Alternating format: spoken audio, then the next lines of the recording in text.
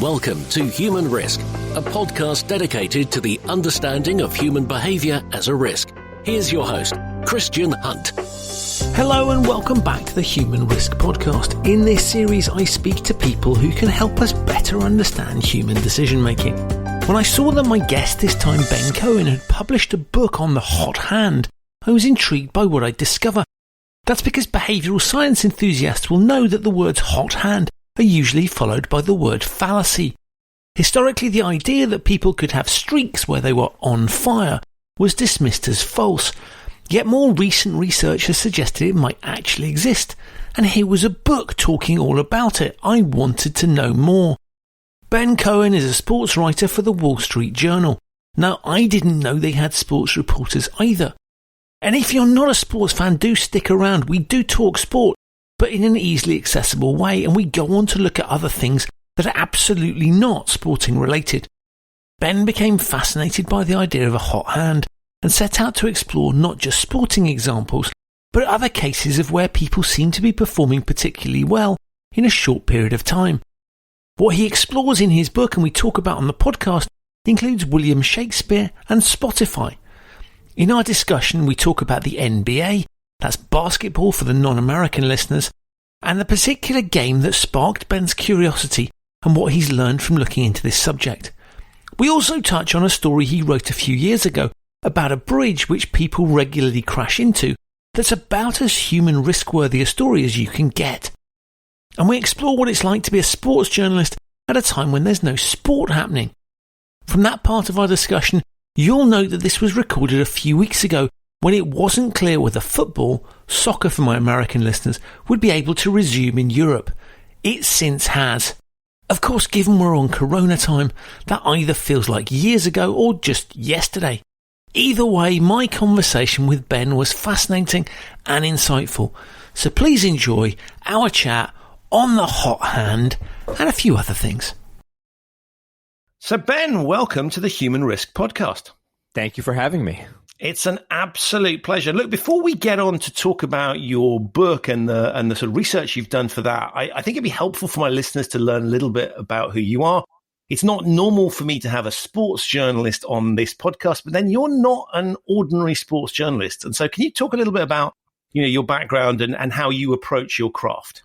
Sure. I have been with the Wall Street Journal's sports page for about 10 years now, which is basically as long as the Wall Street Journal has had a sports page. One of the nice things about starting a sports page in 2009 is that we were not saddled with history or any biases in covering sports. Our mission is to basically write stories that you can't read anywhere else. And sometimes that is a fantastic investigation. Sometimes it is breaking news. Sometimes it's a funny story that you're not reading elsewhere. Sometimes it's just taking an idea and framing it in a different way and letting people toy around with that idea, thinking about it, in a way that they haven't thought about it before. So that's sort of my training. And I think the other thing that writing about sports for the Wall Street Journal has trained me to do is to write about sports for people who know nothing about sports and also people who know everything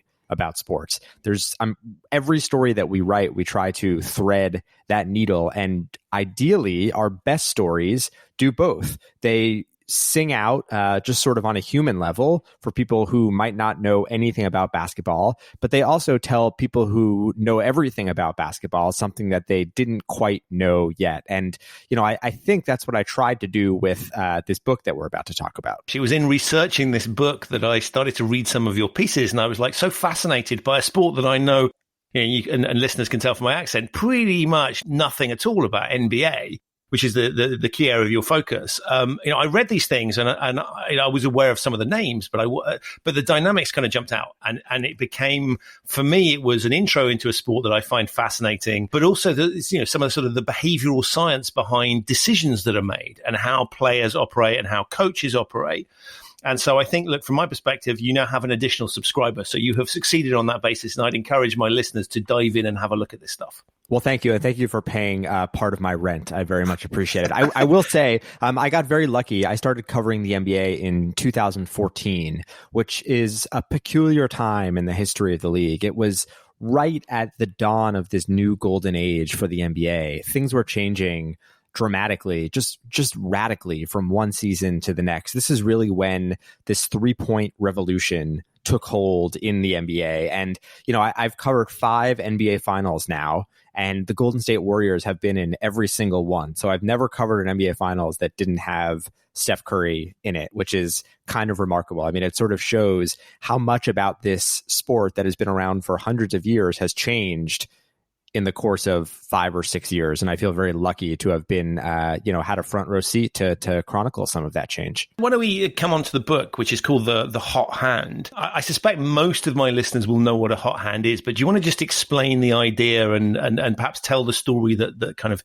initiated your interest in this? Sure. So there is no singular definition of the hot hand, but I like to think of it very simply as when success leads to more success. In basketball, and the reason I bring up basketball is not only because I write about basketball, but because the hot hand has always been studied through basketball. In basketball, it's when you make one shot and then another shot and then another shot, and you feel more likely to make your next shot. You feel like you can't miss. You are in the zone. You are on fire, as they say. But this is not really just about basketball. This is really about human behavior. I think we are all familiar with that feeling of the hot hand in our own lives. And what I've learned since writing this book is that if we take advantage, it can really elevate our careers and maybe even change our lives. And so I was drawn to this phenomenon a few years ago. I wrote a couple of stories about the hot hand and this long saga to understand the real meaning of the hot hand for the Wall Street Journal. And usually what happens when I write a story for the Journal is that by the time it publishes, I have thought about it and reported it and written it, and I'm so sick of that story already. I just want nothing more to do with it. The opposite happened here. I was not exhausted by it. I was kind of actually invigorated. I could not get the hot hand out of my head. And one of the reasons I thought there really might be a book here is because the brilliant psychologists and economists who looked at the hot hand to begin with, they were doing it because they really wanted to understand how we make decisions and how we make judgments. And they wanted to apply that idea far beyond basketball. And I thought, how cool would it be to take that research and actually apply it far beyond basketball? So here was a story with this whipsaw narrative, with something that we all thought to be true, only to be told that it wasn't, only to realize that maybe it actually was. A story that starred Nobel Prize winners and NBA superstars. All of this was just irresistible to me. Do you want to just tell the Stephen Curry story? Because I think that is kind of gateway drug, if you like, into this piece, but I think is a fascinating example of it in action. So Steph Curry is now known as the greatest shooter in the history of the planet. And in the book, I write about the single hottest game of his career. In fact, if you are to ask him, what's the hottest you've ever been? He will say it was February 27th, 2013 in Madison Square Garden in New York against the Knicks. Now, there were a couple of things that were fascinating about this game. The first is what happened the night before. The night before, the Golden State Warriors, his team, had gotten into a fight in their game in Indiana, and Steph Curry was actually sort of responsible for the fight. Now, he wasn't able to do any real damage in this fight because for his entire life, his great disadvantage had been his size. He's 6'3", 180 pounds soaking wet. When you walk into an NBA arena and you're 6'3", 180 pounds, you're undersized. And so he sort of started this fight, and he was not around to finish it because the bigger guys, his teammates, the other team, they got into it. So he, instead of being suspended for the next game, he's fined $35,000. Now, no one has ever been so fortunate to lose so much money because when they played the Knicks that night, with his teammates suspended, basically the Golden State Warriors had no choice but to unleash him. Now, a second funny thing happened. Before he even got to Madison Square Garden, he missed the bus that he usually takes from the team hotel. And instead of taking the second team bus, he takes the third team bus. And what happens when the third team bus pulls out of the hotel? It gets pulled over by New York City traffic cops on the way to Madison Square Garden. So he's late, he's rushed, he's $35,000 poorer when this game starts. And then he scores 54 points. He makes 11 of his 13 three-pointers. He has the game of his life. Now, what's interesting about this to me is that if you were to ask Steph Curry, like, was there any way to know that this was about to happen? Of course not. He would say, I don't know when it's going to happen or where or how or why he is going to get the hot hand. But once he does, you have to embrace it. And he did. That was the game that changed Steph Curry's life. It changed the fate of the Golden State Warriors, who went from this moribund NBA franchise to the winner of 3 of the last NBA championships. And in a lot of ways, it changed the future of the entire league and even the entire sport, because basketball now is reflected in Steph Curry's image. And I don't know if it would be if not for this one game when he caught fire and burned down Madison Square Garden. And it's an astonishing thing. And I love the little details around the build-up, because I think that makes it just even more incredible and kind of Netflix show worthy, which I'm sure at some point will come if they get around to looking at it. But it's this very interesting idea that the raw materials are the same as they are in other situations. And then just something happens that shifts our ability to do things. And so it's this very strange phenomenon that is not predictable. As you say, if you ask the quote unquote experts, it doesn't exist. This doesn't happen. And you're just seeing things and you're seeing patterns and you're missing a whole load of other stuff. And yet you've got in the book so many examples of where it does happen. And basketball players are convinced that it happens. I mean, one of the reasons why this seminal paper that was published in 1985 that said the hot hand did not exist, there was no such thing, is such a classic in this canon of behavioral economics was its counterintuitive conclusion, which is that there is no such thing as the hot hand. Now, a funny thing happened when the paper was published.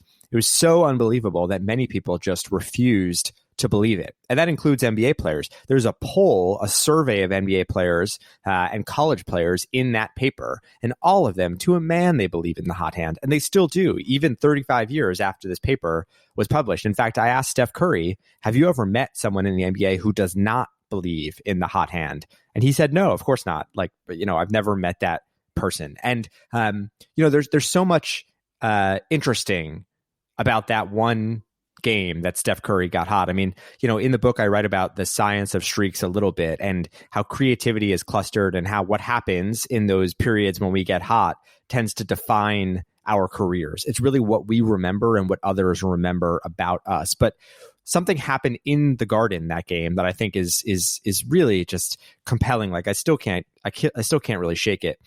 When you're hot, it's not just you who benefits. Your hotness warps the behavior of everybody around you, right? Everybody on the court finds themselves reacting to that momentum. So your coach is calling plays for you. Your teammates are trying to get you the ball.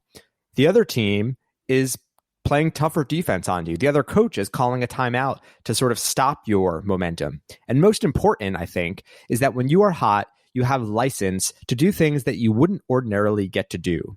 In basketball, they're called heat checks. So Steph Curry, after making 2 or 3 shots in a row, suddenly has permission to take longer shots, crazier shots, riskier shots, shots from 30 feet away that, like, if he were not hot, he would find himself with a permanent seat on the bench. And sometimes, like, those heat checks are exactly what you need to do. It's not just in basketball when you can take a heat check. It's everywhere. And that is, I think, what can really change your career and sort of change everything, because it shows what you are capable of. And of course, the opposite is also true, right? We can have periods of prolonged failure and a cold hand, I guess, for want of a better phrase.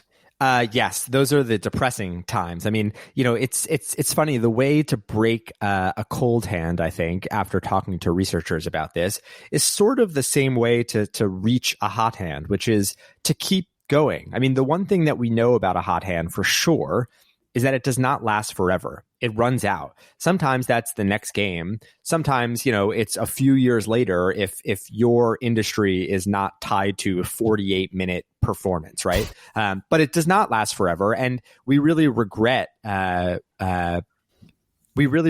when it does run out. And that's actually one of the things that I have tried to remind myself of in my own career, is that the very few occasions when I do feel hot as a reporter, I try to remind myself, this is when you need to keep going. to keep working really hard and maybe do things that feel annoying in that moment, but you will regret not doing afterwards, because there's just no better feeling than that moment when you are in the zone at what you do. And I just think there's no more pleasurable sensation really, if you are satisfied, professionally by what you do. You really want to try to take advantage of those blips of superhuman activity when you can.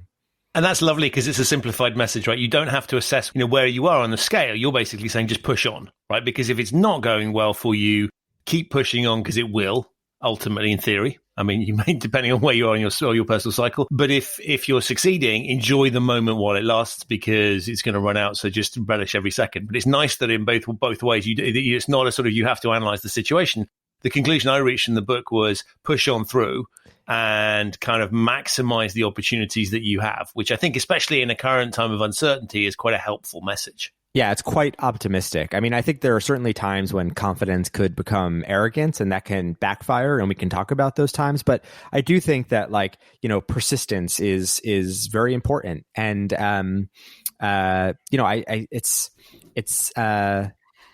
it's tricky because, I'm a reporter, right? I'm not like a guru or a researcher or anything, but this is what these psychologists who have studied the matter would suggest as well. I mean, there's nothing to do but keep going, because what you think of as your hot hand period when you are 25 might not be what you think of as your hot hand period when you're 50 or 75. Like, you could elevate to an even higher plane. And in fact, you could use your hot hand period to get to that, stratified level of success. So keep going, I think, is sort of the message. And you take advantage of the hot hand, and you hope that it doesn't come back to burn you.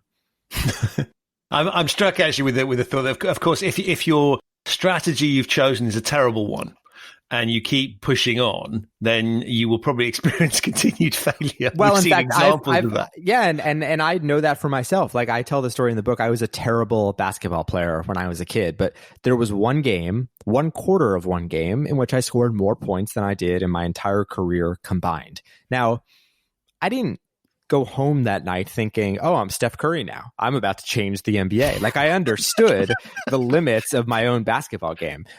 So I do think it's important to recognize when you can get hot, when you can't get hot, and even when you can get hot, when there's more of a power and force behind it, when you can use it to your benefit going forward. You've got this marvelous sporting story, and that kind of sets your curiosity racing as I guess all good journalists would start thinking around the dynamics of this piece, and you decide to look at other things. How did you start to research this piece and kind of come across your other stories? Oh, that's such an excellent question, and one that I don't like reliving, because I just cast the widest net possible and just looked for stories anywhere I could. Now, Christian, the really hard thing about being able to write about anything is that you need to find something that actually clears that bar, right? Like, there are hot hands everywhere, and there are examples of the lessons in this saga over the hot hand everywhere. And so I knew in order to include them in this book, they had to be representative in some way, and also just great stories in some way. So I tossed out a bunch, but the ones that did make it into the book, I'm pretty proud of. I mean, there's The Plague as Shakespeare's secret weapon. There is the making of the movie The Princess Bride. There is the hunt for a Van Gogh painting and a Holocaust hero. I mean, there's so much stuff here that goes beyond sports. It happens that the book starts with sports, but what I've learned is that basketball is this really convenient and wonderful excuse to explore the rest of the world, which is why these researchers 35 years ago studied the hot hand through basketball. It would have been intellectually dishonest of me to not write about basketball, which as a basketball reporter is sort of a lovely thing. The one I want to pick out, because I think it's super relevant given current circumstances, is the Shakespeare story. And obviously being based in London, that has a particular resonance for me. But I mean, this is fascinating, right? So he is holed up in quarantine, a situation that we all recognize and produces some amazing stuff. Yes, I wrote this book over the last 3 years, so I did not time it for a pandemic, I have to say. But what I learned from Shakespeare is what Shakespearean scholars have learned over the last, few decades. It's actually pretty recent, this discovery, which is that Shakespeare was not a metronomic writer. He wrote in streaks. He ran hot and cold. And one of the great hot streaks of his career was when he wrote King Lear, Macbeth, and Antony and Cleopatra in a very short amount of time. Some scholars believe as little as 2 months, which is just sort of mind-boggling. And the question is why, right? What happened? Was it Shakespeare, or was it the world around Shakespeare that changed? It turns out Shakespeare wrote these plays in a plague year. The plague was actually sort of his secret weapon.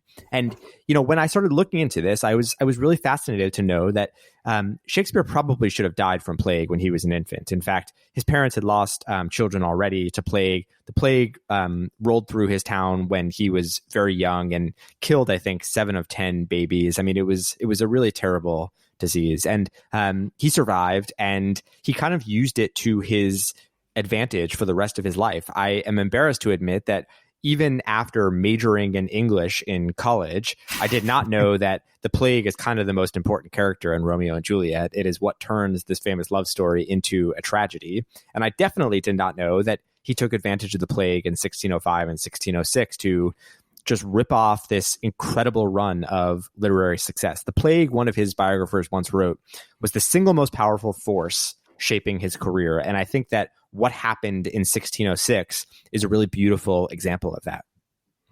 Which is a lovely inspiration for the rest of us at this point in time to say that actually there's something good can come of this. Well, I think the lesson is that I think of the hot hand as when talent meets circumstance with a little bit of luck thrown in. And what I've come to realize is that we never really know what that circumstance looks like. Sometimes it presents itself in unexpected ways. Sometimes it's a plague year. Right. And as we are living through it. Well, it is funny. I mean, there clearly is going to be some great art that comes from this very strange period, right? I mean, it probably won't be a play. It might just be some great Netflix show or some sort of innovation. I mean, this is terrible, right? I mean, it's an awful time, and I don't mean to make light of it or, offer some sort of productivity theory. But, plague years do have a history of producing unexpected outcomes. And, maybe it's just that we are all, maybe the result is that from reading this book, people will know that Shakespeare wrote King Lear in a plague year. Maybe that's the greatest thing. But I do think things that we are not expecting will happen over, the last month and in the immediate future. And they're going to sort of change the world forever. While we're on that subject, I mean, as a sports journalist, this is a really interesting time, right? Because the thing that you write about isn't happening. That is true. Yeah. I do think it's something that everybody is thinking about, because if you are a food writer, well, there are no restaurants now, right? If you're a TV writer or a movie writer, nothing being filmed and nothing is coming out and movie theaters are shut down. I mean, I think there's been an enormous disruption to life around the globe. It's interesting as a sports reporter, though, because there is something that's going to come out of this. There are going to be sports again, and it's curious to see how the highest paid athletes on earth are training like the rest of us. It'll be interesting to see what this means for the fan experience. Are we going to be packed into games forever, or will we be content watching on television? And, I have sort of spent the last few months just writing about sports in however way I can. So Dr. Anthony Fauci, who is like the top infectious disease expert in the United States, who is sort of the savior, the voice of reason for many people in the US these days, has a history of playing sports. And so, I've written about his time as the captain of his high school basketball team and why he runs like 4 miles a day, even at the age of 79 years old. So there's sports everywhere you look. And I think that, even writing this book was a reminder of that we can always use sports to understand the world around us. One of the things I thought was interesting, you wrote a piece around, the fan experience, and you mentioned that, which I thought was very interesting. And I was intrigued to watch. Here in Europe, we had a few football for us, or soccer for American listeners, games that were held without fans in the stadium. And that just felt, even watching that stuff on TV felt weird. And I think that's going to be the immediate future. Like, I don't know the next time that we are going to have fans in arenas and stadiums until there is a vaccine. I think tens of thousands of strangers gathering in the same place and high-fiving and sharing beer and screaming on each other just seems like this relic of, like, February, March 2020, right? Like, who is going to actually want to do that? Right. Yeah. No, I had tickets to a few things, and I was kind of like, I hope they cancel it or postpone it rather than run it with because I do want to see this. But on the other hand, you're right. I was a little bit, that thought of just turning up at a stadium is fills me with trust. But that's the fascinating thing, right? Is that, the NBA can say, we're playing again. The Premier League can say, we're open for business. You should come back to the stadiums. Are people going to do that? I think fans are going to vote with their feet, and I'll be curious to see, like, how people actually react to this. There's going to be a real scarring psychological toll, and I'm not sure that 100,000 people are going to want to be in the same place again until they know that it's safe. Right. But it's a very different experience, right? So it feels like it's bizarre because it's from a logical perspective, it is the same thing, right? You have the same players doing the same thing with the same shaped ball and the same rules apply. And yet you take an audience out, it feels fundamentally different. Well, it definitely does. I mean, there's an advantage to playing in front of a home crowd. The referees get biased. I mean, there are all types of cognitive biases that come into play when you introduce human beings to an equation, right? And when you introduce tens of thousands of human beings in a packed stadium, even the noise of a stadium or arena can change what's actually happening. And I think that's one of the things that people in the NBA are looking forward to understanding what happens if they play the playoffs in what's essentially a bubble, right? If they pick an arena in Las Vegas and say every game is going to happen here and there are no fans allowed in, like, how does that affect what's actually happening on the court? I don't think we have any idea. It's actually a really interesting natural experiment that's probably going to happen if they do decide it's safe to come back and finish out the season. Right. And I was thinking as you were talking, I mean, if you go back to the Steph Curry piece, and I suspect the answer to this is no, but I'm going to ask it anyway, is do you have any sense of what difference does the crowd make there? Because clearly you react to stuff going on in his mind. There's an impact on his teammates. There's an impact on the opposing team. But do you think, are there crowd dynamics there? In other words, if you're doing something in public, it gives you a hotter hand than it might do. The Shakespearean example is he's doing it in private. And Steph Curry is doing it very publicly. Is there a difference between those two things, or? Well, there definitely is. I don't know what impact it will have, but when Steph Curry is playing a home game, the crowd is going completely bananas if he's made 2 or 3 shots in a row, and they are basically daring him to take another shot, right? If he's playing a road game, there's nothing more thrilling for an NBA player than to silence a road crowd, right? Right. Like, you almost want to take that shot even more. So clearly there is an effect. I'm just not quite sure what it is. I will say, if you go back and watch that one Steph Curry game on YouTube, it's a remarkable artifact because you can just see the stunned faces of the fans in the crowd. They are watching something that they have never seen before. And even at the end of the game, he takes this incredibly audacious shot that goes in. And, the crowd is stunned. I mean, they basically give him a standing ovation because they don't know what else to do. The road crowd, they are so in awe of watching Steph Curry catch fire. Now, what happens if those people aren't in the arena? I don't know, but I wouldn't have said that I care to find out. It will be very interesting, but I kind of wish fans were allowed back into arenas pretty soon. Yeah, I'm missing that stuff, I have to say. It's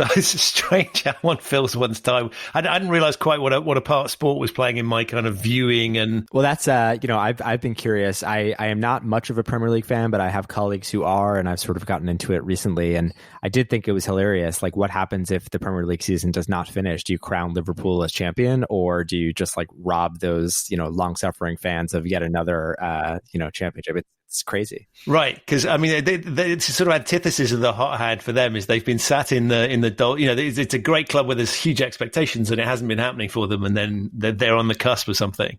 Well, and also it's different from American sports because you could say, the Milwaukee Bucks, the Los Angeles Lakers were the best team in the NBA this year, but you have to win a playoff series. In fact, you have to win 4 of them to win an NBA championship. But Liverpool has essentially won the Premier League. They just haven't been allowed to formally win it yet, right? Like no one is catching them. They have won. They're going to have the best regular season record. So if they don't finish that, do you just say they've won and move on to the next season or not? I mean, it's a fundamentally different problem than what is facing American sports, and it's actually much more interesting. Right. Yeah. No. And whatever they decide, someone somewhere is going to feel aggrieved. This is an absolute no-win, and because of the emotions of sport. Yeah, welcome to sports. Then people are not going to be quiet about it. Put it that way. The other thing I thought was really fascinating in the book was you talk about Spotify, which is not a natural bedfellow with basketball and Shakespeare, but there's this fascinating insight around the shuffle feature. So what Spotify realized is something that Apple had actually come across a few years before Spotify. In the early years of Spotify, when it gave users the ability to access basically any song ever recorded at the tap of a finger, they kept hearing this complaint from a surprisingly large number of Spotify users, which is that the shuffle function, the shuffle button, wasn't actually working. It was broken. This function that was supposed to randomize music, all of these users felt that their music wasn't random. Now, Apple had dealt with the exact same problem a few years earlier with their iPod Shuffle, the same name even. And the problem was that we actually have a really hard time wrapping our minds around pure randomness. Randomness means that sometimes you hear the same artist twice in a row on a long playlist. Sometimes you even hear the same song twice in a row. Now, that's not what we want randomness to feel like when we are making a musical playlist, right? And so what Spotify and Apple both had to do for the same problem was they actually tweaked their algorithms. They changed the code. And so now if you make a playlist of 5 artists on Spotify, those artists are evenly dispersed over the course of the playlist. So you probably won't hear, the Beatles 2 or 3 songs in a row, even though you might if it were purely random. So what they both had to do was they had to make their playlists less random to feel more random. Now, I loved the absurdity of that. Steve Jobs did too. You could go back and watch this clip that he gave at a keynote speech where he sort of laughs at this incredible thing that he's about to say, that they have to make this less random to feel more random. And the reason that this problem, this peculiar little issue of Spotify and Apple is in a book about the hot hand is because the reason why we were so convinced of the hot hand to begin with was because we are not great at wrapping our minds around randomness. We see patterns where they don't exist in randomness, and we invent causes to explain them. And that's really the big takeaway of that first classic paper of 1985, right? It's that even if there is a hot hand, we see patterns in randomness, and not just in basketball. I mean, in life, right? I mean, we see a few spots on the moon and we think the cosmos are telling us something, right? We look at a map of London during the Blitz and we think that the Germans are targeting certain areas of London when in fact it was random, right? And so there are real, it could be a really costly illusion. There are consequences to this cognitive bias, and that's in basketball, that's in how we listen to music, and really it's how we make decisions. You can sort of see the logic of why the human brain tries to do that, because we're looking to make sense of things, and we're looking to sort of be able to get our heads around what is going on, because actually the reality of stuff is random is a bit terrifying. Yeah, it's really hard for us to wrap our minds around and to appreciate, right? I mean, this is one of the bedrocks of psychology and really like the behavioral stuff that I think that you and I are both interested in. And it's like how our minds work, and how this is like why all of these brilliant minds have been so drawn to judgment and decision making, because human beings are not always rational, even when we have every incentive to be. To sort of loop it back to the sports piece, I mean, that is why we watch sport. Because even where there is an element of predictability, where you have one team that is clearly going to beat the other, there is still a chance they might not. And those are the best times, right? Right. And those sort of shock results and things that don't go the way you expect. So the script isn't, the script is sort of predestined, and we come there and we know what the odds are, and we kind of know what we want to have happen. And then we get completely blindsided and surprised because somebody plays amazingly or appallingly.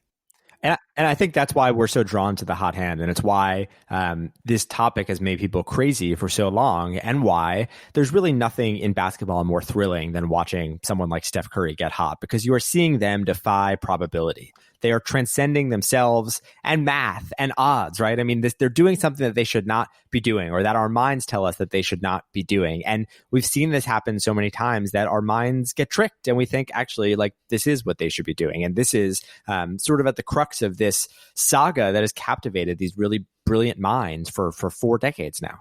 This is why we watch sport live, because it doesn't work as a DVR or TiVo right, property, and it's fascinating because so I can happily go and watch a movie where I know what the outcome is, and there's plenty of formulaic movie script. James Bond would be a good example where you kind of know how it's going to end up.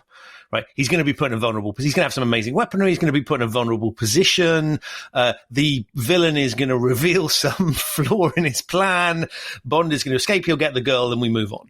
So we kind of know that's happening. And even though we know that, we'll go and watch the thing. Sport's very different around that. And that element of surprise is critical, I think, to the enjoyment of it. But also, forget about a formulaic movie, Christian. What about a movie that you rewatch all the time? You've literally seen the movie before, and yet you go back to it all the time, right? Like, do you find yourself watching old Bayern Munich matches? Probably not, right? Probably not as much as you've seen your favorite movie 10 or 15 times. No, that's a really interesting point. I'll sort of watch the goals for the craftsmanship around them. But you're right, watching the whole thing. I mean, they've been trying that here on TV. It's kind of like, how do we fill the schedule of sports channels so we'll have some pundits presenting their favorite games? Right, but there's a reason why we watch goals on YouTube and not full matches. Right, because it's enjoyable. Yeah, you can cut out all the filler, whereas the movie, you're not just watching the meet cute and then the climax, you're watching the whole thing. That's fascinating. That's really interesting. I'd never thought about that. You're right. And now, I'm now pondering why I've spent so much time repeatedly watching the same thing. But for the subplot, obviously, and the beautiful cinematography would be my appreciation of the C plot. Exactly. To be honest, many of the things I enjoy watching don't even have a B plot, let alone a C plot, but it's a nice idea. Look, having written the book, has it changed your way of looking at things? Does it sort of make you ponder differently about your own life? A little bit. It's kind of reminded me to take advantage of the hot hand when it does strike. And I think that's a good thing to be reminded of.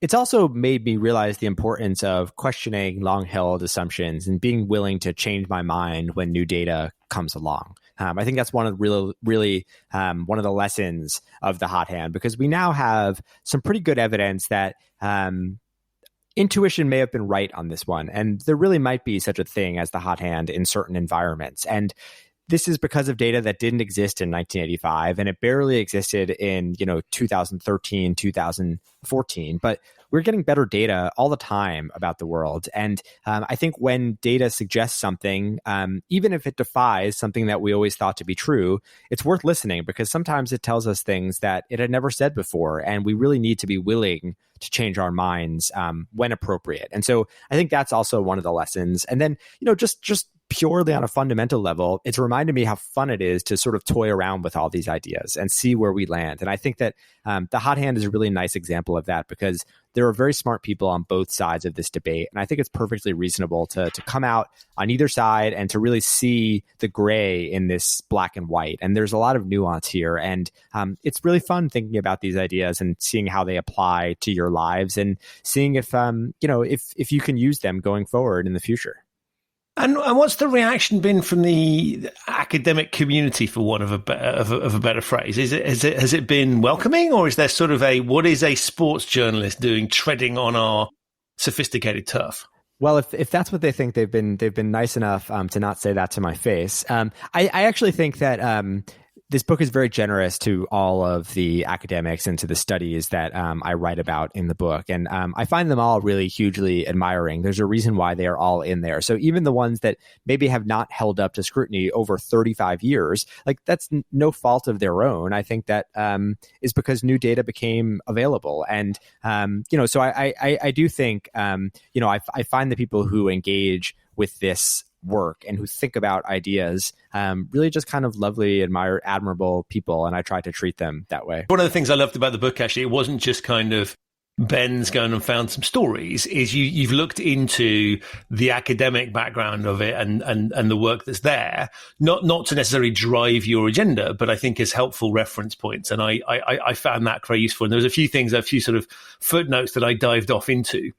Yeah, well, it shows that there are human beings behind these papers, right? Like the names at the top of these scholarly works, like those people put lots of time and energy and thought into what they write. And like, humans are infallible, right? And it's like, it's important.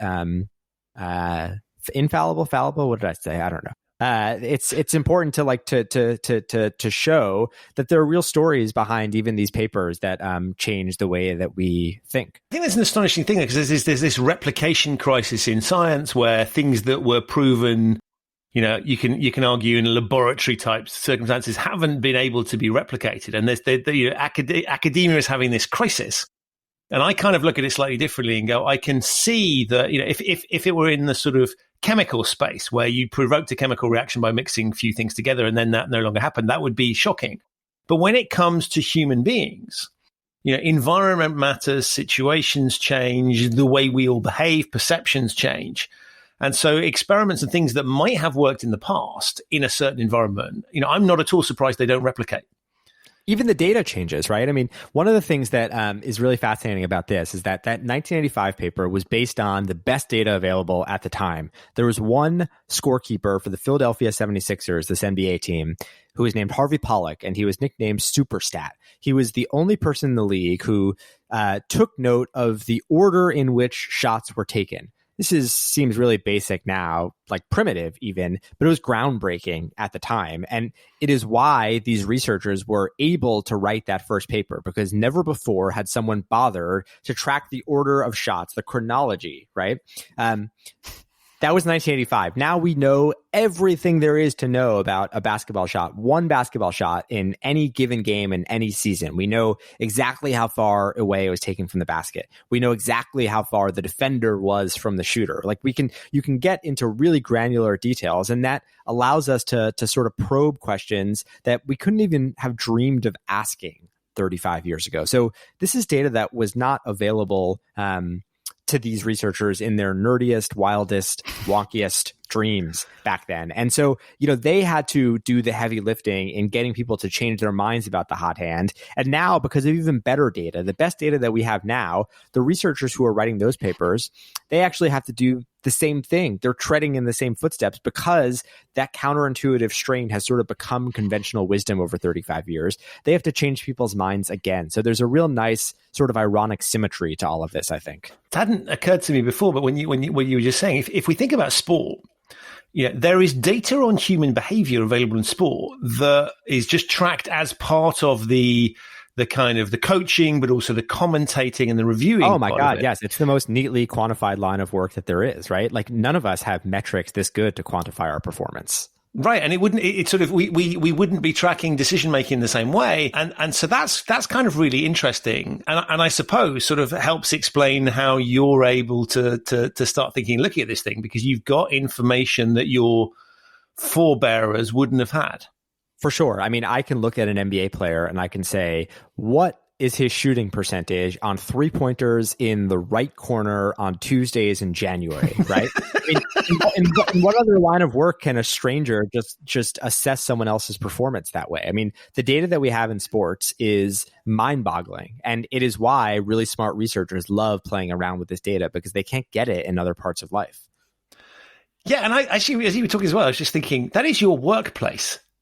Now, if you were to monitor people's performance in any other workplace on that basis, looking like second by second, decision by decision, I think people would find it quite intrusive. So it's sort of interesting that it's permissible there.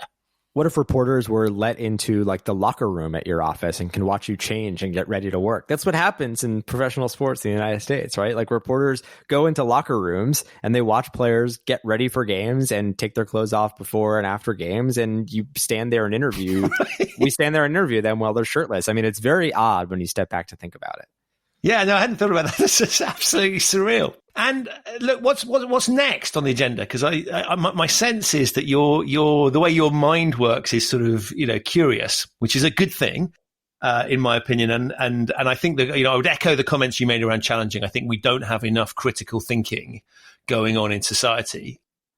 So it's nice to have people that are promoting that and doing that. But where does your critical thinking take you next in terms of the next thing you want to look at? Are you done with this topic, or is there?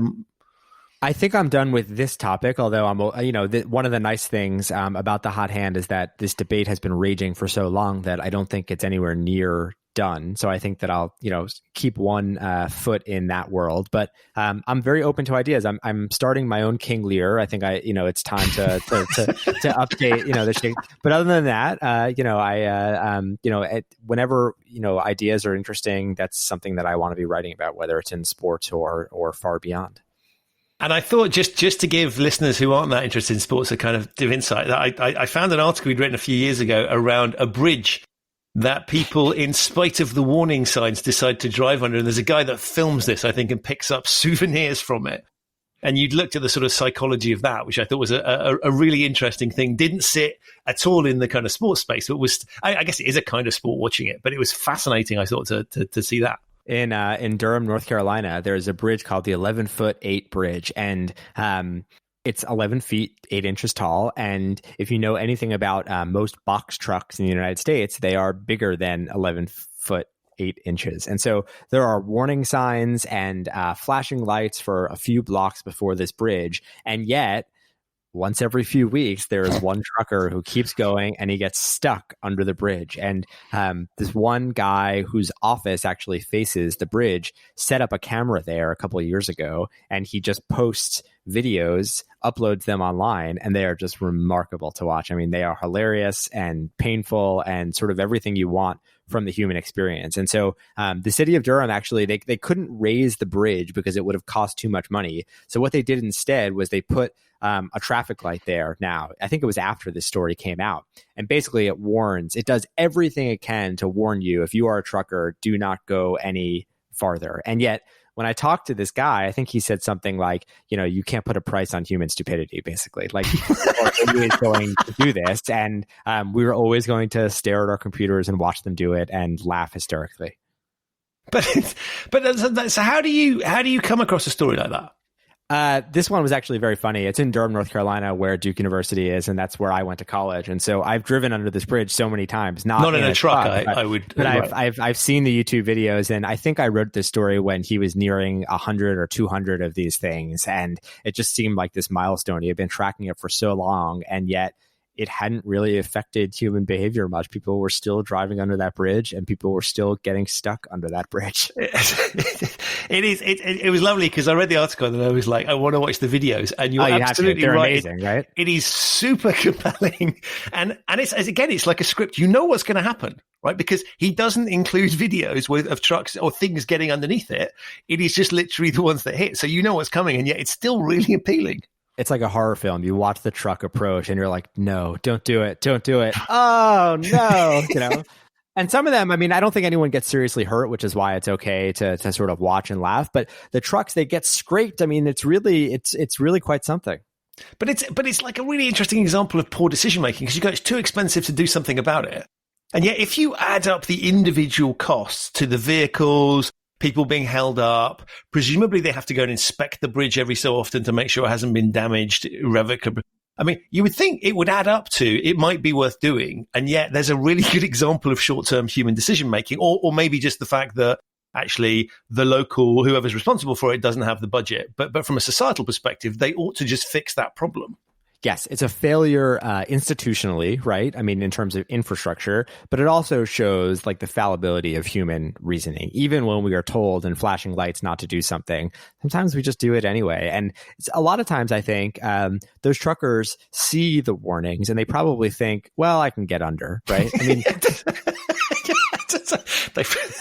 sometimes you literally see the trucks like stop before the bridge and almost calculate in their own minds, I'll just try anyway. And then they get stuck because, of course, they do. It's 11 feet 8 inches. Right. They're all having cold hands. Clearly. It's astonishing. Look, I think that's a lovely story to finish on. The book is out now. And clearly, as I say to people, I don't have anyone on the podcast whose book I am not recommending. But this was a really fascinating read. I was grabbed by the title And, if you had told me I'd be reading a book that started out with a story in basketball a few months ago, I probably wouldn't have believed you. But it was absolutely fascinating read, really well executed. And so thank you for doing it, because I've learned a lot. Thank you also for appearing on the podcast and giving us some of your views and wisdom, because that was fascinating. And thirdly, thank you for being one of my new favorite journalists. And that's one of the biggest compliments I can pay to people, because I try and spend my time wisely when I'm reading newspapers, and reading your work is definitely that.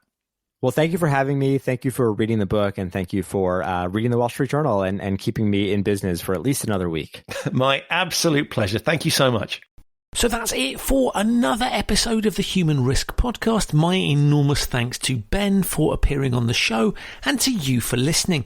To find out more about his book and to read that fascinating article that he wrote about the bridge, have a look at the show notes. There's links to both of those things there. If you're not already subscribed to the Human Risk Podcast, you'll find it wherever you get your quality audio content. If you like the show and had a moment to leave a review on whichever platform you're using, that would be hugely appreciated. It really does help attract new listeners and allows me to continue to invite high-profile guests. All that remains for me to say, apart from watch out for another episode very soon, is thank you so much for listening. Please stay safe, take care of each other, and I'll see you very soon on another episode of the Human Risk Podcast.